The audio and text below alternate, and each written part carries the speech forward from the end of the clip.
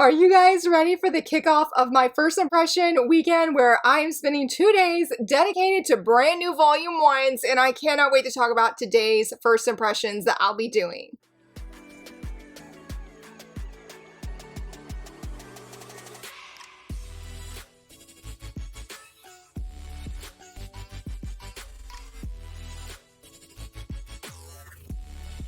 Hello friends, happy Friday. So very excited that you're here. So excited for this video. I literally read 2 of these books today though, so I'm hoping everything goes smoothly and well. I planned to read them sooner, and yeah, it was just an unexpectedly really busy week, but let's talk about the manga I'll be talking about today. This one, shout out to Yen Press, as well as a website that I blog for, Beneath the Tangles. They sent me a review copy of this, and that is volume 1 of the Bubble Love of the Mermaid. This is the manga, and this very much surprised me. I feel like it was my most surprising read out of at least today's picks, because tomorrow has another one that surprised me as well. For the second one I read, it was Daydream Darling volume 1. I love this, so thankful to have a new Iosaki Saka manga in English, and this one is a Manga Plaza physical exclusive. It is available digitally on their website, and I wanted to review it because it has an anime coming, and that is Dinners with My Darling, How the Former Monster King Ate Her Way to Happiness. And this is also the manga. I think Cross Infinite publishes the light novels. I'm not sure if it's physically or just digitally, or physical and digital. So yeah, let's go ahead and jump right in. Oh, wait. I do want to apologize to anyone who was very excited for me to talk about The Princess Groom. I did read this. I had some different thoughts than I expected. The reason I decided not to feature it, despite that I have been hyping up that I was going to be doing that first impression and had it on my graphic this week for my schedule, when I got the Bubble Love of the Mermaid yesterday in the mail, I knew that I wanted to feature this, and even more so after I read it. So I, again, just want to apologize to anybody who's really looking forward to that. I will talk about my thoughts later in my reading wrap-up video. If you want to see my thoughts now, I did write a detailed review on Goodreads. I think I only left it on Goodreads this time around, so just to insert that really quick. So now we can talk about the first thing that I read, and that was the Bubble Love of the Mermaid. This is by the same creator of My Happy Marriage, which we also have in English by Yen Press and I think Square Enix. Or does Yen Press do they do the light novel and the manga? No, I think they do just the light novel, and then Square Enix does the manga. So this is about our main female lead. Her name is Asana. She's 16 years old, and the thing is, she has a very big secret. She is not a mermaid, but she has mermaid's blood in her. Her family is highly abusing her. Maybe not physically necessarily where anybody can see. And the thing was, even if they can see, because there is a moment that happens in this volume, because of that mermaid's blood, whatever injury it is, it heals very quickly, to the point that it doesn't even look like it happened. Her family being absolute garbage, yes, they take advantage of this. They take advantage of her because her family has a very rich history, like where they have a lot of money, but also just very rich and vast in how long their lineage goes on, because they are in pharmaceuticals, and so they make a variety of medicines, and they are doing very well for themselves. But there is the rumor about the mermaid cure that cures everything that only they sell, and nobody knows where it comes from or how it happens. But going back to our girl here, Asana, she's been attending this all-girls academy. She's learning a lot, but she really doesn't interact with her classmates, not because she doesn't want to, but because of what's going on at home. She finds out from her father that she is supposed to get married. Crazy enough, it is our male lead here, but I say crazy enough because he is also soon to be there, her classmates and her, to be their teacher. She meets him, and she does realize she has met him before, but he doesn't really seem to remember her, and he's got his own stuff going on, which is just as mysterious as it is with things with Asana's family. So begins this first volume, and I will say I was very surprised just how much I enjoyed this. Now, I have read My Happy Marriage. I think I've read up to volume 4, I believe. I unfortunately did drop it. I liked the story, but Mio, the hardships that she has endured from her family, how she is dealing with things even after she gets married and she leaves her family, was really, really hard on my heart. It was just a hard read for me personally. And I was hesitant to read this volume, even though I was very interested because the art, y'all, the cover is just beautiful and the art inside even just as much. I mean, the art really intrigued me that I wanted to give this manga a fair chance. Not only that, I would also say that I was also just curious about the story. I wanted to learn more about this mermaid aspect. Was she a mermaid? Because I really didn't know. And she's not necessarily, she does have mermaid scales and whatnot, but she can't like dive into the water and then boom, she has a mermaid's tail and all of that. She does not have that. But mermaids do play a role in the lore of this story. And honestly, I really feel that is what captivated me the most. The world building was absolutely fascinating. When we get into the like backstory of Asana, like her family and the woman in her family that had the mermaid's blood, it was so angering to hear how these people, these women, have been treated by their families. Oh, it makes you just see red kind of thing. But at the same time, it was heartbreaking. It was devastating. There are some painful moments in this manga that really, it broke my heart and it felt overwhelming a few times where I'm just like, I need Asana to get out of this situation. I need her to have a happy ending. It unexpectedly brought me some angst in that where we don't know. I mean, I'm hoping so based off of previous works by this creator that I'm like, it'll have a happy ending, but it's going to be really painful to get there. And so when we see how this rumor concerning Asana's family about the mermaid's blood and then actually knowing the history behind it, I never expected so much thought, I don't mean that rudely to the creator, but so much thought to go into these smaller details that are from the past that maybe don't matter a lot in the grand scheme of things in terms of the plot specifically, but they really have impacted Asana in such a gigantic way that I was just coming and expecting this is going to be a really sad romance. It's going to have that Cinderella-like vibe and we'll call it a day. You know, we're going to get her freed from the situation thanks to the male lead. And yes, it does have that. I would definitely say if you like Cinderella-like stories, yes, you will probably enjoy this, and you like a touch or a lot of sadness as well. Yeah, this, I really think you might like it. But I found just with that world building, it was so much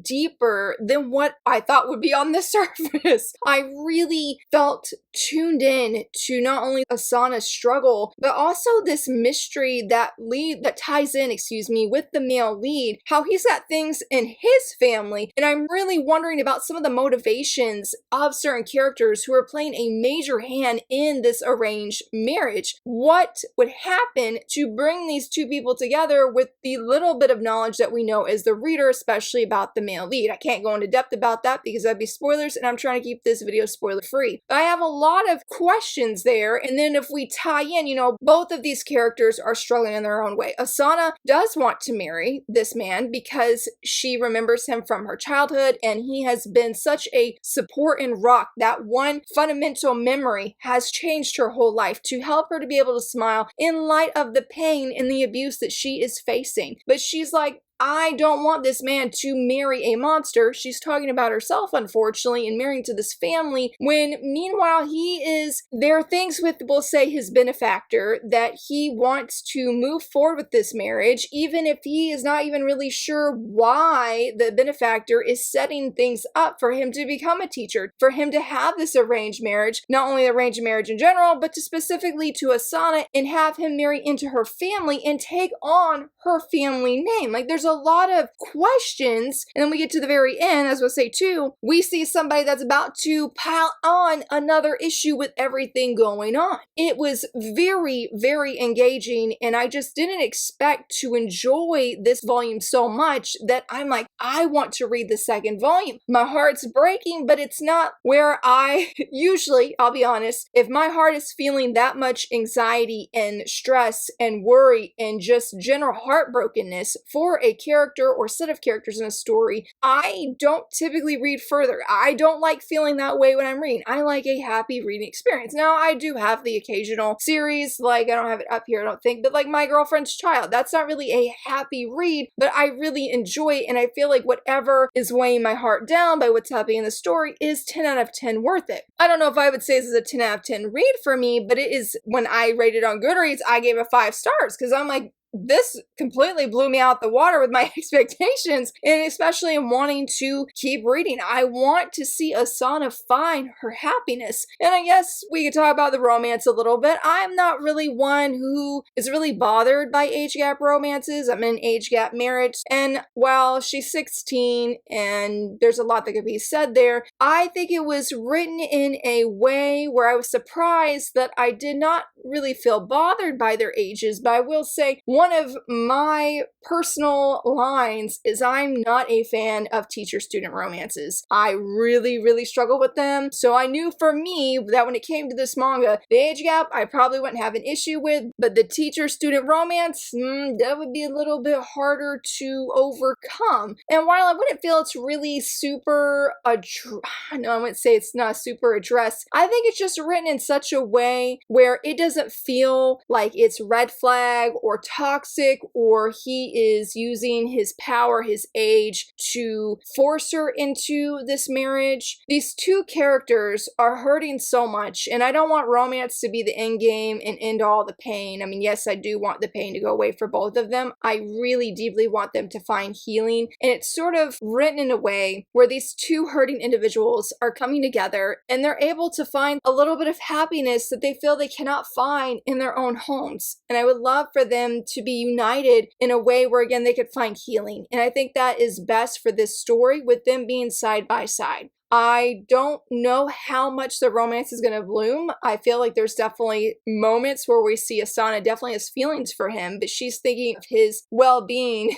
and his happiness, even if it's away from her, more than them being united and them having a romantic relationship the way she, I think, desires. For him, I feel it's harder to say. I'm not really sure how the whole teacher thing will pan out. I think it's going to be fine for that, at least for me personally. Overall, I really, really like this. I don't want to say enjoyed, because I did not enjoy the pain of these characters, especially, again, Asana. Like, oh, her family is just so horrible, and it's really amazing for her to smile like this. And I was so thankful that the male lead is able to see, like, there's something amazing about her. And I wouldn't say like it's in a romantic way. It's like, man, how, with everything she's been through, how could she smile like that? And I wondered the same thing too. I want her to able to genuinely smile and have happiness that goes beyond temporary happiness of being in a certain place or being with a certain person. I want her to be able to find freedom from all of the things that have happened in her family, past and present, and be free, whether that's by our male lead side or not. That is ultimately what I want for her. Now, granted, I'm invested in the romance too. I do like them together, and I want them, as I said, to find healing. So very much would recommend this, and again, very surprised that I am wanting to recommend this, and definitely going to be looking forward to the next volume.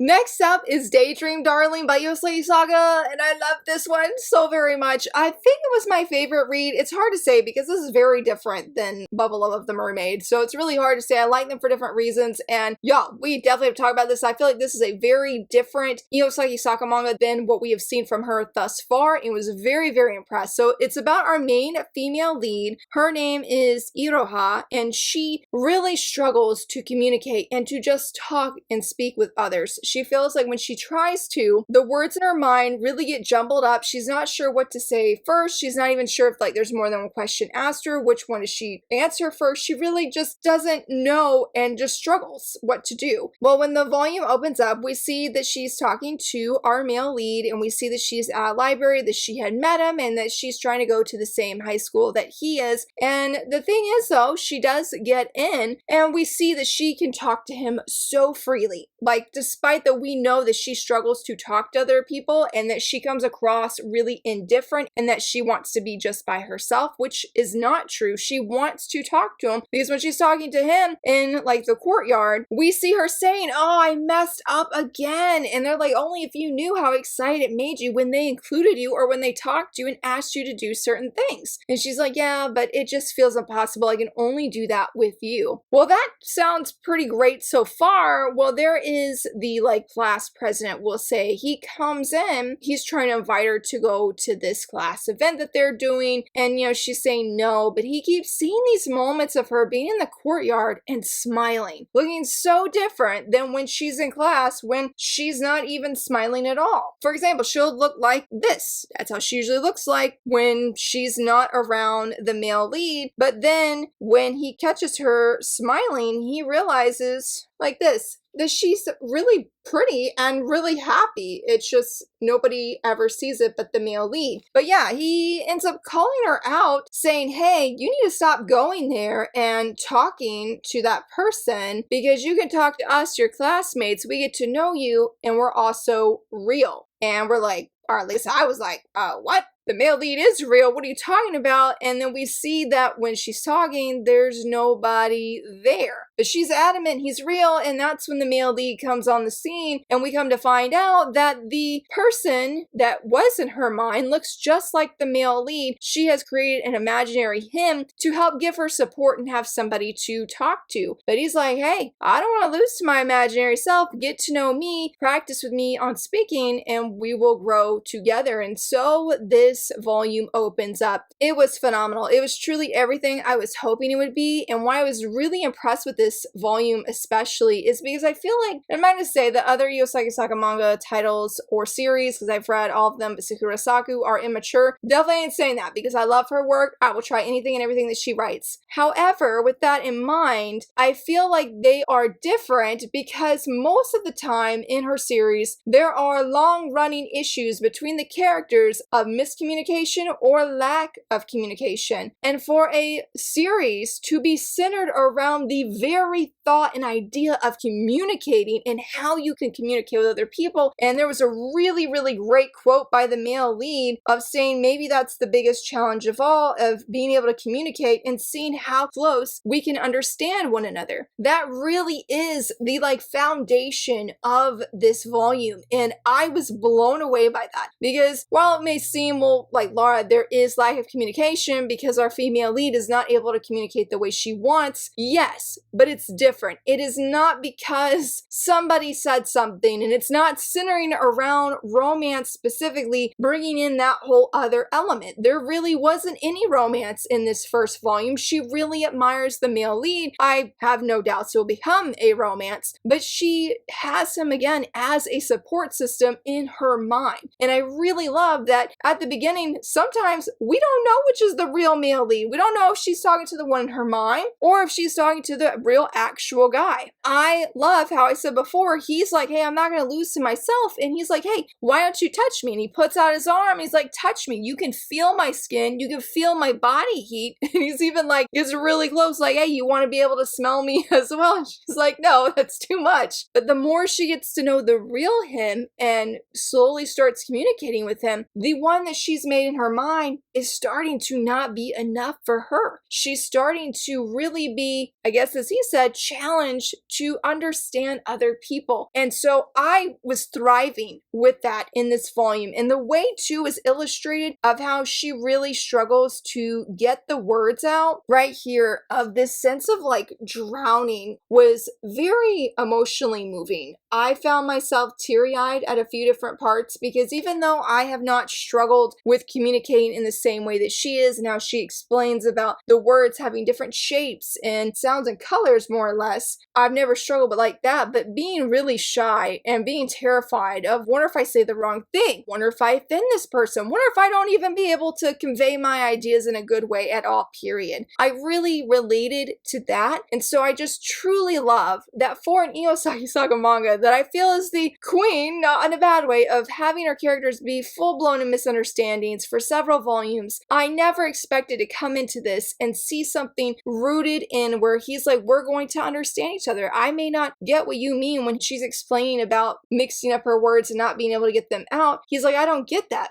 But we're going to communicate and get to know each other so I can at least understand you better and be there for you, and vice versa. It was absolutely amazing. Absolutely amazing. So if you're definitely not a fan of the miscommunication trope, but you do love Iyosaki Saga's, at least her art, because yes, her art is beautiful. I was very, very excited and happy to be back and just see her beautiful, lovely art style because it is so wonderful. I absolutely adore it, and it really made my heart happy to be back in an Iyosaki Saga manga. I think that if this continues with that basis of communication, I'm gonna keep going, friends. I really feel locked in to read more and get to know these characters. I'm really, really cheering for our female lead and even our male lead, because we can see just briefly he's got his own struggles too. We don't fully know what those are. I mean, we get why he wasn't there on the opening school days that she was there, but both of them are struggling and I think trying in their own ways, especially for our female lead. We definitely see that. But I really want both of them to succeed, and I want to see them both grow, especially our female lead, especially near the end of her starting to talk to other people and say, hey, I'm not the best at being able to talk, and it's not that I don't want to talk to you, I just struggle with it. And how, yeah, there was actually a miscommunication there, but I loved how it's addressed within like a page, y'all. A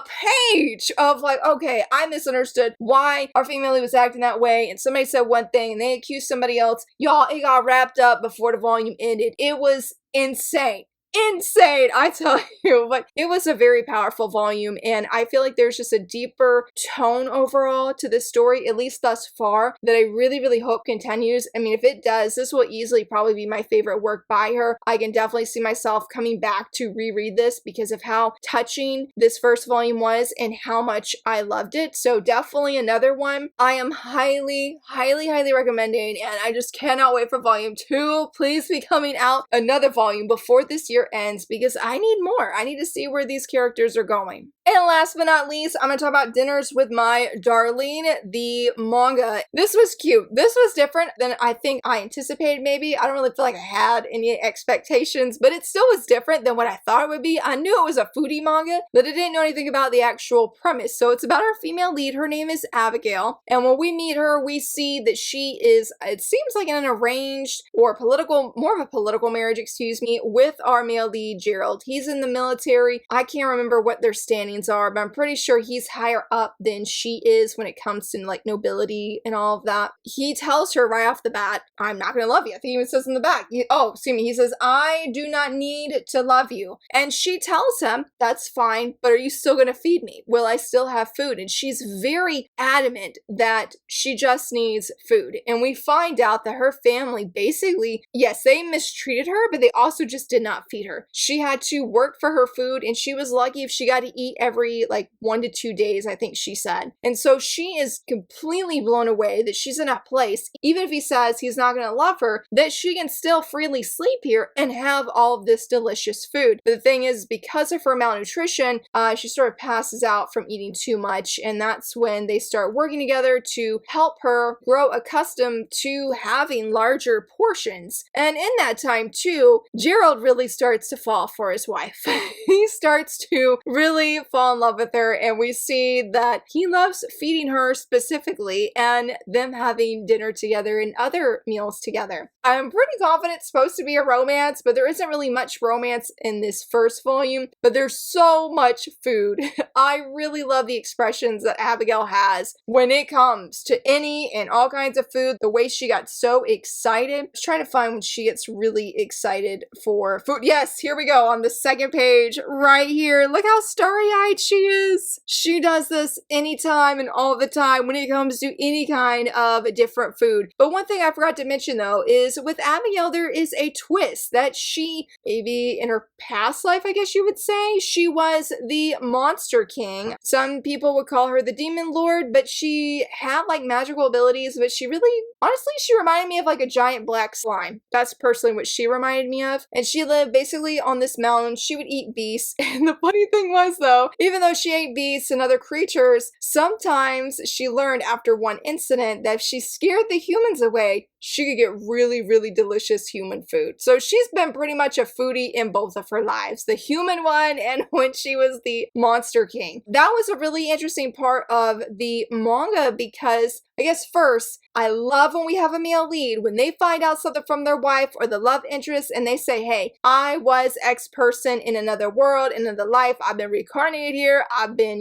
put into a book, we're in a novel, and I've already read your story, and the male lead believes her. Oh, locked in. I love that trope so much. I haven't read it a lot, but we do have it here with Gerald, and I was very, very excited, which leads me to number 2, is I really love how for being a monster king, and supposedly for being evil, she had a lot of, I don't know if compassion would be the right word, but she really cared what happens to humans and to the beast. There's a moment where we see she hears a certain bird panicking from really far away. She's like, hey, they're on this mountain and they're panicking, freaking out because they can sense when a landslide is about to happen. And he's like, how can you tell this? That's when she slowly starts telling him more about how she was the Monster King, and he starts believing her because at first he thought, well, she just been through so much abuse by her family that she just made up being another entity in a different lifetime to help her cope with the present. But the more he's been talking to her and the longer they've been married, he starts realizing these were real moments that happened and she really was the Monster King. So he starts to take her seriously and does the warnings or issues out warnings when she gives him one to help avoid there being,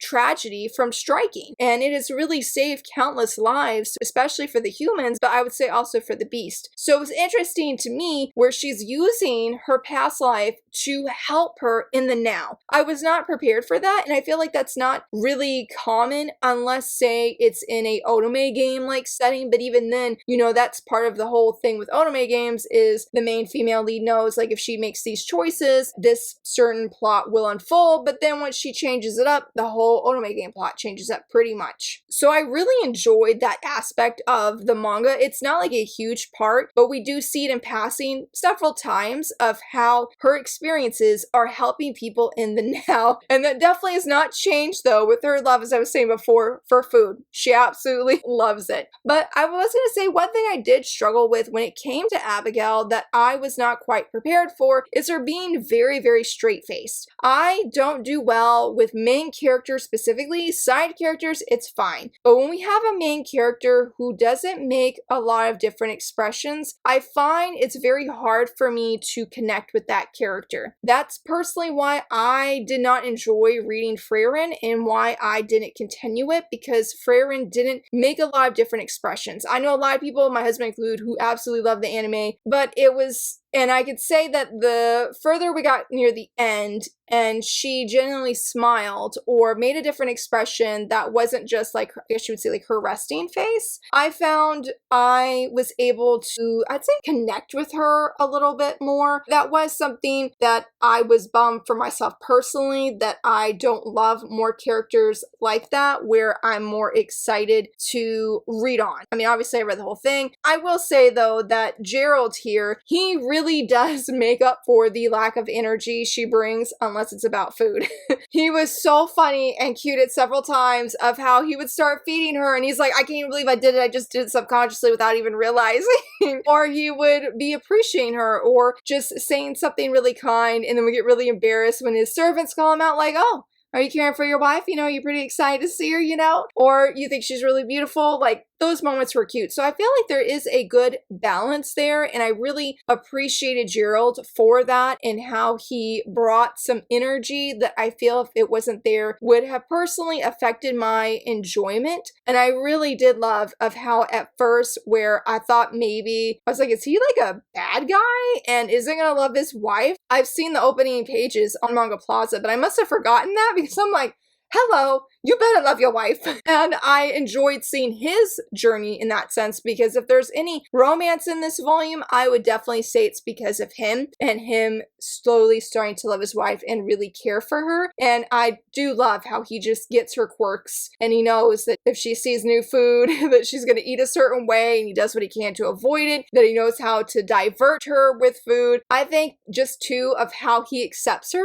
for how she is, that he doesn't demand that she changes and love food less or act a certain way. Like we see near the end when his family's getting involved and he doesn't have a really good relationship with his family, that he's like, she does not need to be part of these traditions that are rude and mean. No, she doesn't need that. But I just feel like he goes with so many different things that she's interested in, that it was really exciting to see him take her for her word, and again, just not ask her to change at any moment, and gives her food gifts, and how he really has just softened towards her when it came to the very beginning. I would be very interested in seeing how Abigail starts to care for him romantically, because she does make it was a certain scene that happened, and how she mentioned that even when when he lifts her up, that even when she was flying as the Monster King, it wasn't as special and as like freeing as it was when he's lifting her up.